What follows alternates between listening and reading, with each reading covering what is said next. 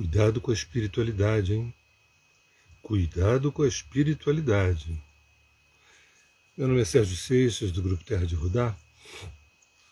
Hoje eu queria trazer um assunto que é importante, acho muito significativo, que é sobre as mil maneiras que a gente tem de exercer a nossa relação com o sagrado, a nossa relação com o divino, né? Eu acho isso muito importante, principalmente quando nós não temos uma população planetária educada no sentido da relação com o grande mistério, né? E principalmente do século XIX para cá, eu acho que teve um investimento maciço nessa área racional, nessa área pragmática, cartesiana, que tem, obviamente, a sua relevância, a sua importância, mas foi jogando de lado uma série de valores mais profundos, valores de conexão direta com o sagrado, por exemplo, via a própria natureza, via intuição, né? E a gente ficou um pouco refém de uma fé muitas vezes rasa, E eu tenho visto por aí pessoas conclamando essa relação com o mistério, com o sagrado, com sentido utilitário, com sentido bastante utilitário de obter alguma coisa, né? Às vezes agradecendo, mas a maioria das vezes pedindo alguma coisa. Mas o que é mais interessante é que esse pedido não é um pedido por conhecimento, é pedido por aquiescência de coisas, de proteção, de trabalho, de uma vida afetiva mais interessante. Isso é justo, mas também eu me pergunto até quando a gente vai ficar nessa cantilena. A gente já está nisso há alguns séculos, desde antes da Idade Média. E mesmo do Iluminismo para cá, a gente continua com essa mesma cantilena, né, que é não exatamente fazer a nossa parte, mas esperar que venha do alto algumas benesses, algumas coisas assim. Então, tem pessoas que não fazendo o trabalho de casa, pronunciam mantras e mantras e mantras e mantras e mantras, ou orações. Se você me pergunta assim, mas o mantra não tem força? Claro que tem bastante, dependendo do mantra, tem muita força, muita potência, mas ele não é mais forte do que a tua consciência, ele não é mais forte do preparo que você vem tendo em relação à tua jornada, à tua caminhada. Se você me pergunta, mas a oração não tem força? Muita força. Mas ela não é mais forte que a tua consciência e que o trabalho que você vem fazendo em se tornar quem de fato você é. Não faz sentido, por exemplo, a gente não estudar para uma prova e fazer uma novena para a gente tirar nota 10 e passar de ano. Não faz sentido a gente não estudar para uma prova e rezar muito na hora da prova, antes da prova e depois da prova para tirar uma nota ótima. Isso não tem uma lógica espiralada, não tem uma lógica vertical, é uma lógica horizontal, cartesiana. Então eu queria trazer duas coisas, essa advertência e também lembrar que nós temos 5 passos importantes na parte que nos cabe, ou seja, no trabalho que a gente precisa fazer. Também é bom lembrar que a gente tem uma tendência à acomodação e à preguiça, dificuldade de pensar, né? Mas isso tem um histórico, né? Para quem faz um mergulho, para quem pesquisa uma outra história da humanidade, ou talvez, quem sabe, eu pudesse falar a verdadeira história da humanidade, a gente vai ver que nós todos, seres humanos, nós todos, sapiens, somos híbridos. E dentro dessa hibridização genética, nós temos também ali dentro da gente informações sobre a nossa disponibilidade à escravidão, nossa disponibilidade a uma obediência burra, uma obediência estéril. Eu acho que a palavra obediência é uma palavra nobre, uma palavra nobilíssima, especialmente quando a gente sabe a quem a gente está obedecendo, por que a gente está obedecendo, e é justo que a gente obedeça. Mas na maioria dos casos não, a gente obedece como escravos modernos e vai criando um padrão de vida, um nível de existência, um corre-corre, um nível de ansiedade, patologias cada vez mais sofisticadas sobre o sistema nervoso, sobre doenças autoimunes, por conta da gente não estar de posse da nossa verdadeira história e de quem de fato nós somos. Então, primeiro, a minha lembrança é de que nós, com muita facilidade, nos encaixamos numa postura de escravidão, né? Escravidão da agenda da sobrevivência e a escravidão da agenda da carência emocional. Nós temos dois pilares que são muito complicados. A gente cronificar nessa agenda da sobrevivência, às vezes a gente chega aos 60 anos, 70 anos, ainda correndo atrás da sobrevivência, sem perceber que tanto o indivíduo, né, quanto o Estado, de alguma forma, fazem uma parceria para essa sanguessuga, para essa chupação, para a gente passar uma existência inteira correndo atrás de dar conta, dar conta, dar conta. Então a gente tem, como híbrido que somos, dentro da nossa genética, uma parte dela, né, um chaveamento, uma chave dessa genética fala da nossa disponibilidade em sermos escravos e obedientes, né? E como decorrência disso, também fica difícil também refletir, pensar, elaborar, questionar, fazer escolhas singulares, né? Arcar com as próprias escolhas, ou talvez esperar um pouco, se omitir, empurrar com a barriga. Esse é um perfil que é evidente que não é de 100%, mas é um perfil majoritário no planeta. Se a gente pegar até a datação assim convencional da história, né?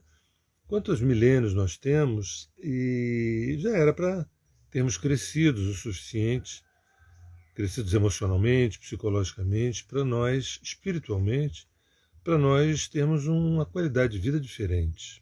Uma qualidade de vida diferente.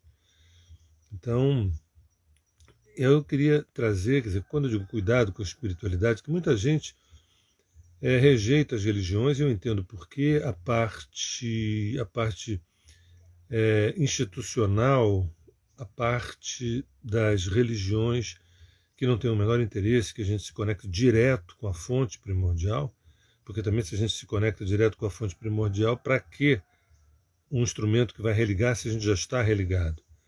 Mas mesmo assim, as religiões elas têm muito a nos ensinar, todas elas, absolutamente todas elas têm muito a nos ensinar, porque uma parte generosa das religiões fala do arquétipo, dos arquétipos que movem a nossa vida, que movem a nossa psique, que movem as nossas inclinações. O problema é quando a gente delega o nosso poder psíquico, o nosso poder anímico, né, para terceiros. Esses intermediários que nunca deixam de ser intermediários a vida inteira. É muito bom a gente ter um professor, um instrutor, um orientador, um mestre, um sacerdote, desde que é como uma ponte que nos leva para um outro lugar. Daí o nome pontífice. Que é aquele que nos leva, que faz a ponte para uma outra dimensão mais ampla. Mas não é bem assim que a parte sombria das religiões institucionais vibram. Elas vibram em outra dimensão, que é a dimensão de segurar os seus devotos, inclusive financeiramente. Mas aí vem o segundo ponto, que é o seguinte: não tem religião, meu negócio é espiritualidade. Ok, fantástico, maravilhoso. Pressupõe-se que essa espiritualidade referida é algo amplo, ligado à consciência, né, à liberdade, à independência, inclusive a possibilidade de se pegar bastante conhecimento das diversas tradições, das tradições orientais, por exemplo, e fazer uma síntese dentro da própria pessoa e poder encher a boca e dizer: eu sou um espiritualista, eu não tenho religião, mas eu tenho uma religiosidade, né? E eu tenho uma espiritualidade. Isso é maravilhoso. Mas qual é o problema também? Que quando a gente olha hoje, a gente vê sempre essa preguiça de se trabalhar, de se mergulhar, de se conhecer, de se descobrir, acaba levando a gente também a uma espiritualidade fácil, onde você não faz o teu dever de casa, você não tem uma busca de conhecimento de si, você não se dedica à tua jornada evolutiva, mas você acredita em Deus e ora e faz mantras e repete invocações e repete comandos e achando que coisas milagrosas vão acontecer, do tipo, né, vou tirar todas as minhas culpas, vou limpar todas as minhas toxicidades, vou pensar positivo, como aquele livro, como aquele filme cheio de picaretagem, que é O Segredo, que diz que se você desejar muito, pensar muito e manter muito, você acaba conseguindo aquilo. Não é assim, não é nada disso. Nunca foi e jamais será. Seria mole se fosse assim. Você tem que ter um mérito anímico. Esse mérito anímico ele é construído, tem toda uma tessitura, tem todo um trabalho consciencial para a colheita.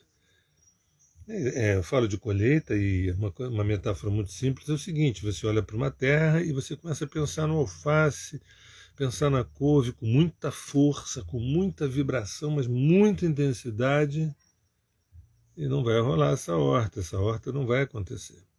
Mas aí o que acontece? Você limpa, capina o terreno, afofa, põe adubo, esterco, semeia, veja os brotos crescerem, alimenta, esterca novamente, vê, daqui a pouco olha o alface, olha a couve.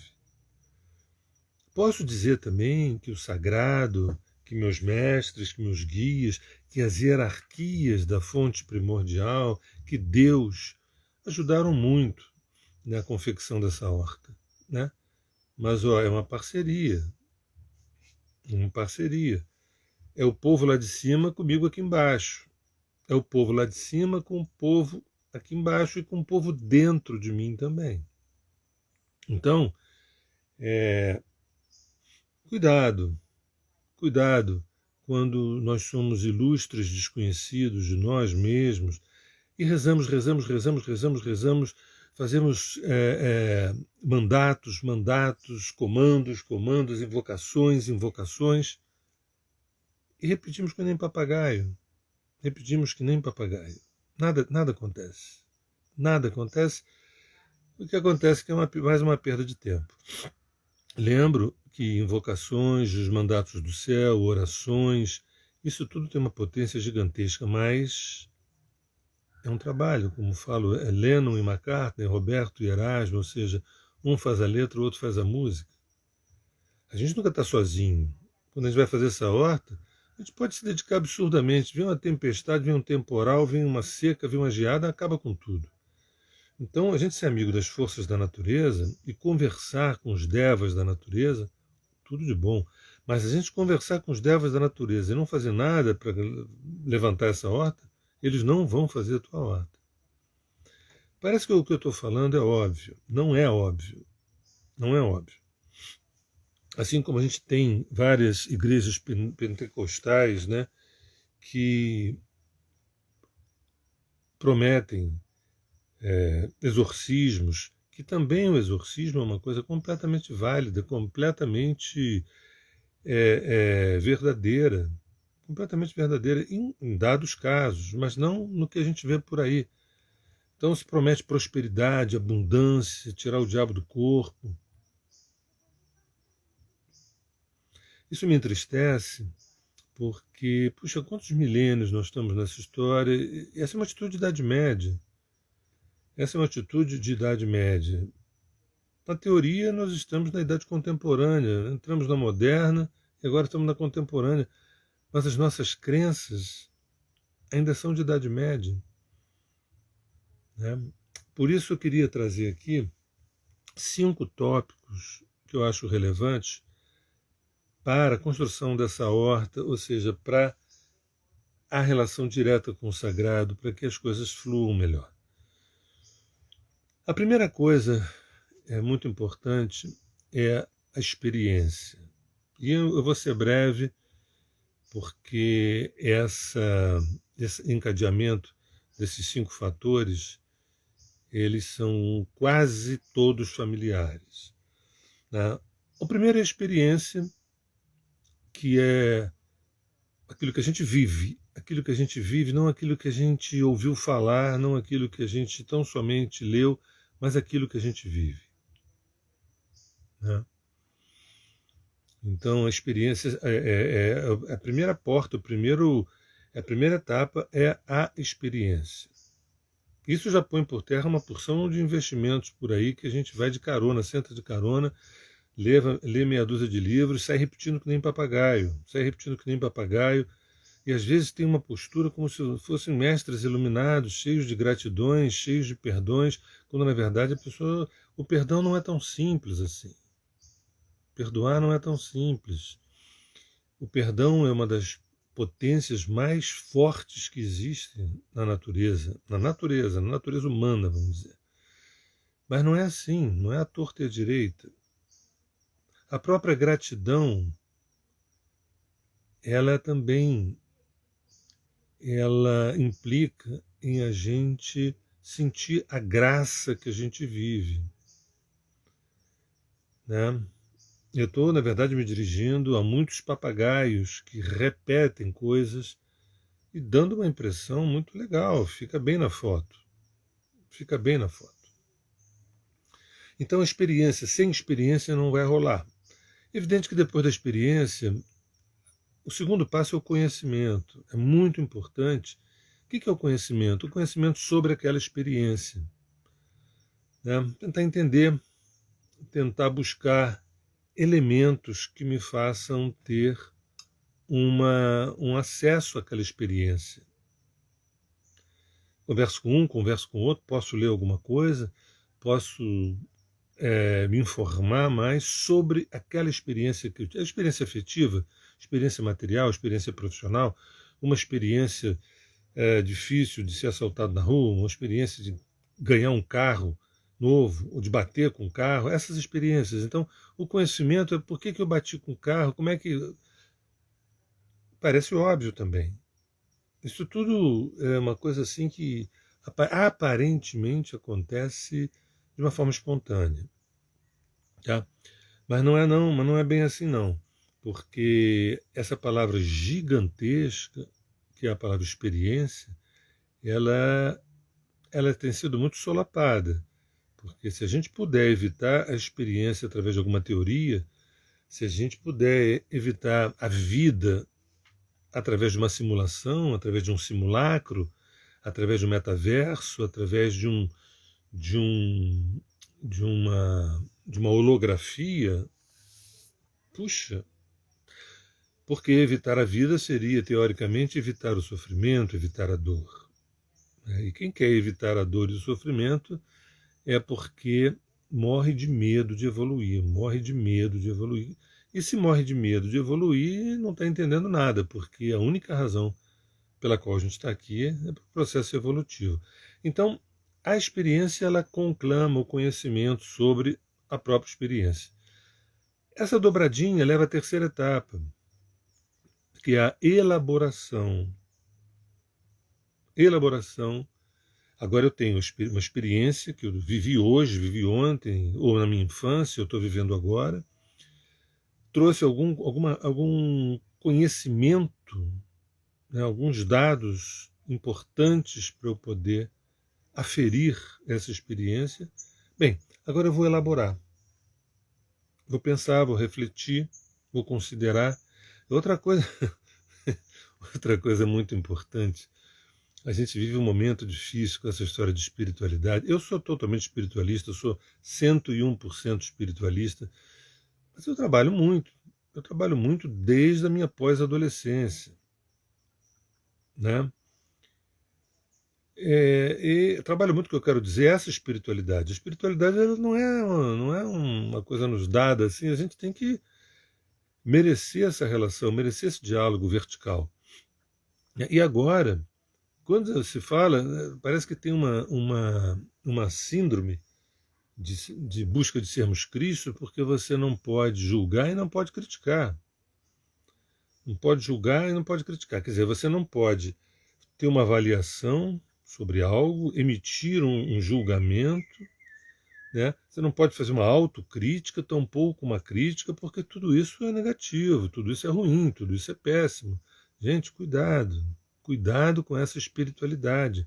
É uma espiritualidade morta. É uma espiritualidade asséptica. É uma espiritualidade laboratorial. É uma espiritualidade para seringas e poções, mas não para carnes, não para defeitos, não para seres humanos. Nós, imperfeitos, maravilhosamente perfeitos, perfeitamente imperfeitos, precisamos do cheiro da realidade, do cheiro das coisas, da visceralidade dos contatos. Então, sabe, gratidão para um lado, não pode julgar do outro, não pode criticar do outro. E aí a pessoa vai acreditando, ela vai acreditando que ela parece ser muito mais evoluída que de fato ela é, né? Então, quando eu estou trazendo esses 5 tópicos, são tópicos de trabalho. O primeiro é a gente perceber que a gente precisa experienciar. O segundo, que a gente precisa de conhecimento. Conhecimento com C maiúsculo, a propósito das experiências. Não adianta também. Tem gente que é tão extrovertido, é tão yang, é tão masculino, não importa o sexo, mas é mais, que tem só experiências. São infantis, são crianças, psicologicamente, porque não têm conhecimento sobre aquilo, não querem ter e não elaboram, não pensam. Existe cronicamente uma inapetência reflexiva, Sabe quando você chega assim, oferece um prato de comida e pensa, não, obrigado, acabei de almoçar. Não, você chega para o outro e fala assim, escuta, vamos refletir sobre esse assunto. Não, obrigado. Me diga o que eu devo fazer. Me diga o que eu devo fazer. Essa é a síndrome da busca do patrão, da busca do gerente, do presidente, do vice-presidente. E aí as pessoas até dizem assim, meu sonho é ser autônomo. Você banca? Você banca? O terceiro tópico, então, é a elaboração baseado no conhecimento que eu busquei a propósito da experiência que eu tive. O quarto tópico é a integração. Daqui para frente, são mais 2 que faltam, daqui para frente a coisa começa a ficar um pouquinho mais complexa, porque quando eu falo integração, isso é muito, muito, muito importante. Quando eu falo integração, é que aquela elaboração ela foi tão orgânica, ela foi tão sensível, profunda, ela não foi tão somente intelectual, que essa integração ela pode se dar dentro da psique. Quando a gente tem um conteúdo e tem a psique, esse conteúdo muitas vezes é uma ilha, às vezes até um continente dentro desse oceano chamado psique. A dança significa que esse continente ou essa ilha ela seja absorvida por esse oceano. Então aquele recalque, aquela situação pendente, ela precisa ser reabsorvida pela psique. Aí a gente integrou, a gente mudou de patamar e aquele homem ele é mais homem, aquela mulher é mais mulher. Quer queiramos ou não, quer saibamos ou não, é isso que a gente busca, é isso que a gente busca. Integrar conteúdos é devolver a gota ao oceano. Integrar conteúdos é devolver a gota ao oceano. Gente, a minha fala aqui é cuidado com espiritualidade fácil. Cuidado com o shopping da espiritualidade. É um trabalho que a gente precisa fazer. Mas esse trabalho é um trabalho orgástico, não é nada assim, ai meu Deus, que trabalho, nada, é uma delícia. Nesse trabalho tem de tudo, tem dor, tem êxtase, tem alegria, tem decepção, tem encantamento, olha quanta coisa linda. Quanta coisa maravilhosa. Outra coisa importante, eu estou enumerando uma série de coisas aqui, já falei do aspecto fake, da gratidão, do perdão apressado, né? É de tantas outras coisas que a gente vai reproduzindo e se achando cada vez melhor. Mas a minha tentativa é dizer que o buraco é mais embaixo. Então, integrar conteúdos à psique, integrar conteúdos emocionais, integrar conteúdos subjetivos à psique, é amadurecer. E amadurecer é ser amigo da sorte. Em outras palavras, o que é sorte? Mérito. O que é mérito? Colheita. O que é colheita? O resultado daquilo que eu plantei. Sabe? Dharma, karma, dharma, karma, dharma, karma. Tá? Vamos lembrar? Ação e reação. Porque realmente é muito mais fácil, a gente esquece de tudo e pede bênçãos, pede coisas boas. Nada nos impede que possamos fazer isso. Mas só isso não dá conta. Então já falei hoje na minha colocação que nós temos dentro da nossa Constituição não só uma preguiça atávica, como uma necessidade de sermos escravos, sermos funcionários de um gerente, de um presidente, de um vice-presidente, não sermos autônomos, porque dá um trabalho enorme. Agora, para mim, pessoalmente, dá muito mais trabalho você ter que seguir alguma coisa que não tem nada a ver com a minha essência, vamos dizer assim. Então, a primeira etapa é quando a gente vai ao encontro da experiência. E se a gente não for ao encontro da experiência, ela vem ao nosso encontro. O segundo é quando a gente tenta compreender essa experiência através do conhecimento. Eu quero conhecer, eu quero estudar, eu quero me aprofundar, eu quero indagar sobre essa experiência. O terceiro é quando a gente elabora. Aí começa a coisa da preguiça que eu falei. Elaborar, pensar, refletir. E aí eu toquei no assunto daí, não pode julgar, não pode criticar, não pode...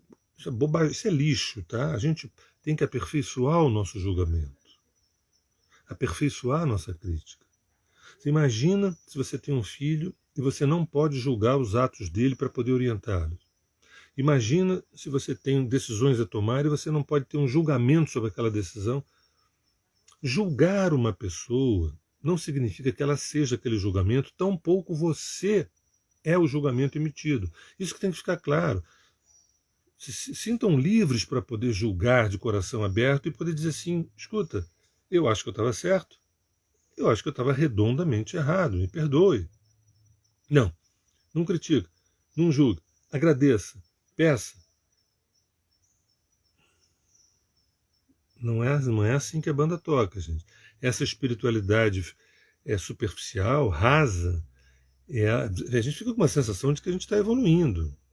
A gente fica com uma sensação de que está evoluindo. É que nem pirâmide, sabe? A gente entra na pirâmide ali, começa a achar que vai ganhar dinheiro. Quando a coisa estoura, o rombo é grande. Nossa, quanto tempo que eu fiquei aqui acreditando. Não quero acreditar. Eu quero ter uma relação direta com Deus. Eu não preciso acreditar em Deus. Eu sei da existência dele. Né? Acreditar, mas para que acreditar? Acreditar em Deus? Por quê? Você tem dúvidas? Só quem acredita em Deus é quem tem dúvida. Quem não tem dúvida, eu não tenho dúvida nenhuma de que eu esteja falando agora com vocês. Eu não tenho dúvida nenhuma que essa é a minha mão direita. Nenhuma. Por que eu vou ter dúvida de Deus? E quando eu não tenho, quando eu sei da existência dele, quando eu sei que eu sou um pequeno fractal desse corpo, desse grande corpo, chamado fonte primordial, mais confiança eu sinto. Nossa, eu estou em parceria. Lennon e McCartney, Roberto e Erasmo, sabe? Chico Buarque, Tom Jobim, entende? A gente tem que fazer a letra e ele faz a música ou vice-versa. E aí, A integração, que é um ponto mais delicado, a gente não tem como aferir. Outro ponto. Ontem eu tive uma experiência, eu busquei conhecimento, eu refleti, eu elaborei e eu integrei. Não, ninguém tem condições de dizer eu integrei. Ninguém sabe se integrou. Por isso que é o difícil da história. Integrar significa devolver a gota ao oceano, significa a gente resolver aquela questão dentro da gente. Como é que eu sei que eu integrei? Aquelas situações não voltam mais. Aquelas situações não se repetem ou a minha atitude não é mais a mesma como era antes. E se a situação se repete, eu não me repito. Estou achando que eu integrei esses conteúdos psíquicos que começaram com a experiência, depois a busca de conhecimento delas, depois no processo de elaboração, eu estou me sentindo bem diferente. Tem coisas que estão acontecendo, e eu não estou reagindo como eu reagia há 1 ano, 2 ou 3 anos atrás. Não tem como a gente aferir se a gente integrou aquele conteúdo XYZ, aquele conteúdo emocional, aquele conteúdo difícil daquela relação. É só uma maneira, perceber que esses episódios não retornam, ou quando retornam, a gente não é mais o mesmo. Isso é muito importante. Tá? E por último, o que sobra? Vamos lá. A primeira, experiência. Vim aqui para experienciar. Essa experiência vai me levar a uma busca de conhecimento, inclusive de mim, conhecimento de mim.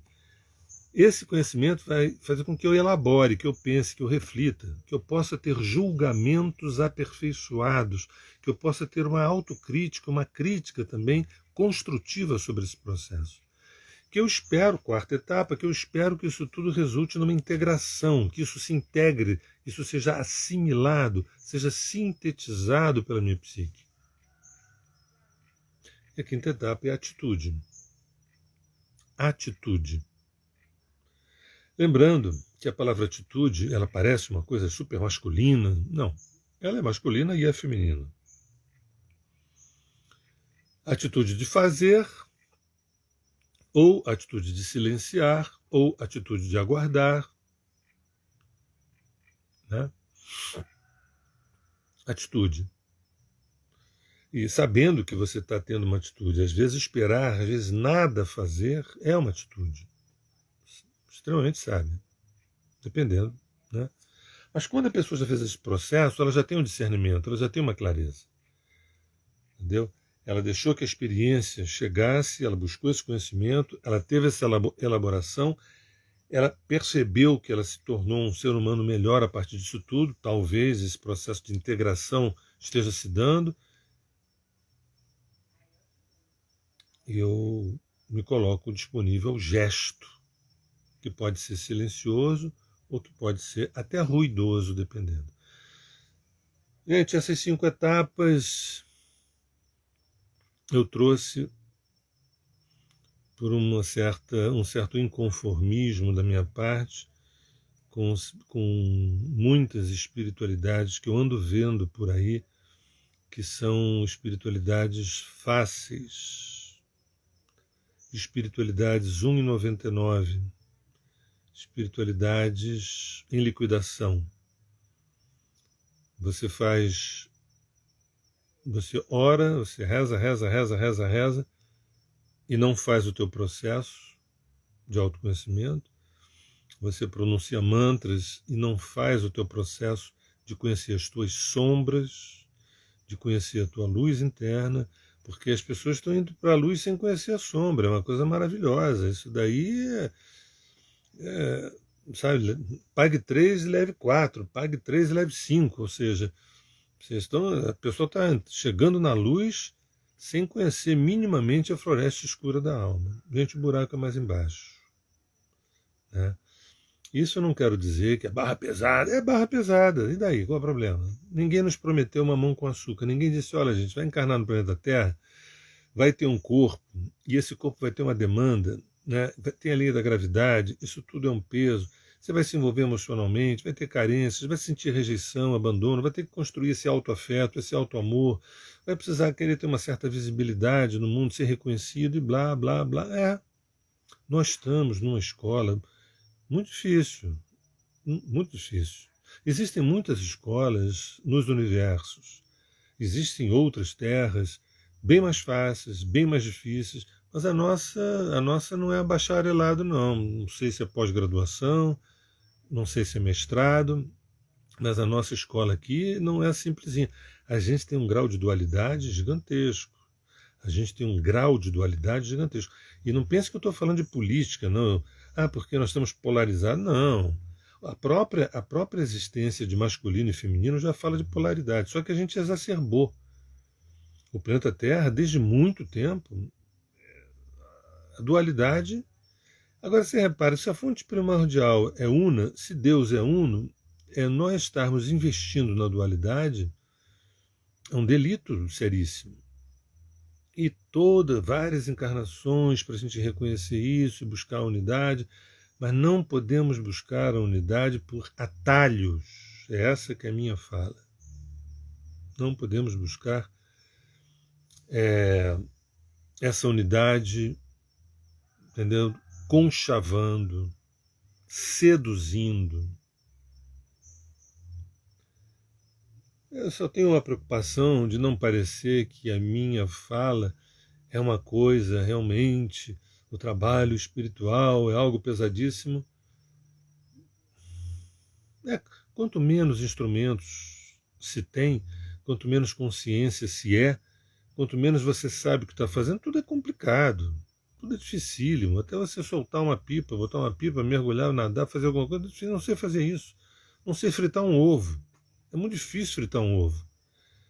Se você é bem orientado, se você é bem orientada, nós precisamos de orientação, nós precisamos de orientação, nós precisamos de orientação, educação. Se a educação na América Latina, pré-pandemia e pós-pandemia, é o que é, se essa América latindo, bradando, olhem para mim, né? Se a gente está investindo muito solenemente numa deseducação, e aí eu estou falando de coisas muito básicas, quer dizer, a escola, matemática, português, geografia, história, né? Eu também estou falando de uma outra educação, que é a educação de como lidar comigo, de como lidar comigo. Eu me trato muito mal, nós nos tratamos muito mal. Eu tô para conversar também esse tema, por que nos tratamos muito mal? Esse é um outro assunto que no próximo encontro, provavelmente o próximo eu vou trazer esse assunto, por que nos tratamos muito mal? Então, gente, eu acho que é isso. Não busquem atalhos, não busquem sedução para a coisa mais importante de todas. A coisa mais importante de todas, que é o nosso processo evolutivo, que, para traduzir isso que eu falei, o nosso processo evolutivo, para traduzir isso de uma maneira mais, eu diria o seguinte, quanto mais evoluído, mais eu degusto as realidades, mais eu saboreio as realidades. Saboreio as realidades agridoces. Se alguém disser assim, puxa, acho difícil saborear as realidades quando a gente vê o que está acontecendo. Ninguém deve ficar refém das realidades. A tua felicidade nem a minha depende de ninguém. Se os loucos que estão nos poderes por aí resolverem tocar fogo no planeta, a gente vai ter que encontrar um jeito de ser feliz dentro das chamas do fogo. E ser feliz está longe de ser alienado. Ser feliz não tem nada a ver com alienação. Né?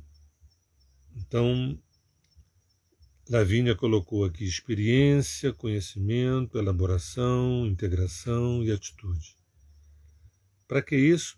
Para a gente não ser presa fácil de espiritualidades rasas. Tá? poder do pensamento, pense que você vai conseguir. Gente, nós precisamos crer que temos mais do que 17 anos de idade. A gente precisa cair na real, que olha, nós temos mais de 17 anos, gente. Será que eu me convenço disso? Será que eu preciso repetir isso 30 vezes para eu me convencer de que eu tenho mais do que 17 anos? A nossa relação com o sagrado, estou dizendo não, estou dizendo que a minha relação é melhor que a de vocês, não tem nada a ver isso, não tem nada a ver não, cada um tem a sua, é uma relação muito íntima, muito particular. Mas olha, sem conhecer a floresta escura da alma, a gente não tem uma relação direta com o sagrado. A gente fica na piscininha com asinha, na piscininha de criança com asinha. Meu nome é Sérgio Seixas, da Terra de Rudá, e espero que essa minha fala deixe com vocês. Essa fala surgiu, na verdade, a propósito do que, não sei se vocês têm acompanhado, mas recentemente choveu nas redes sociais alguns grupos prometendo grandes transformações, repetindo palavras. Grupos espiritualistas em redes sociais, com muitos seguidores, prometendo prosperidades e abundâncias, repetindo palavras, apenas repetindo palavras. Isso me deixou indignado. Um beijo para vocês e até em breve.